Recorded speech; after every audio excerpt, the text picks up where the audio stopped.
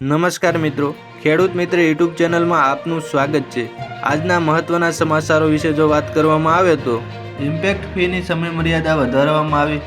Impact fee ભરવાની મુદત આવતીકાલે પૂરી થઈ રહી હતી। જો કે હવે ગુજરાત સરકારે આ મુદતમાં 6 મહિનાનો વધારે સમય આપ્યો છે। નિયમ બહારનું કોઈ હોય જેને તોડવામાં આવે તો અન્ય લોકોને નુકસાન થાય તો આવામાં ઇમ્પેક્ટ ફી ભરીને બાંધકામને નિયમિત કરાય છે। આ માટે મિલકત જે તે માલિકે નિયત કરેલી ફી ભરવાની હોય તેમજ બાંધકામ નિયમિત છે તેવું સર્ટિફિકેટ લેવાનું હોય છે। જીપીએસસીના ભરતી કેલેન્ડર પર મોટું અપડેટ।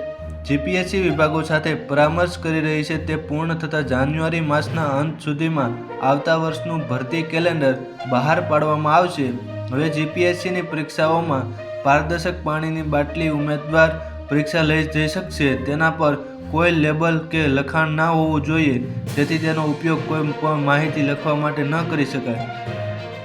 સૌરાષ્ટ્ર અને ઉત્તર ગુજરાતમાં ઠંડા પવન સાથે કડકડતી ઠંડીની આગાહી।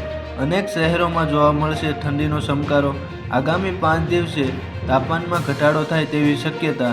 તાપમાનમાં 1 થી 2 ડિગ્રીની વધઘટ થવાની સંભાવના। ઉત્તર પૂર્વથી પૂર્વના પવન ફૂંકાતા ઠંડીનો અનુભવ। 18 ડિસેમ્બર બાદ રાજ્યમાં ઠંડીનો કહેર જોવા મળશે।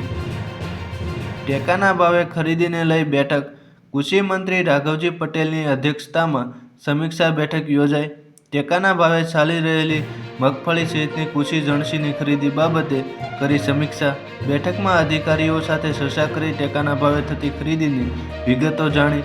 ધીમી ચાલી રહેલી મગફળીની ખરીદી બાબતે અધિકારીઓ સાથે કરી ચર્ચા।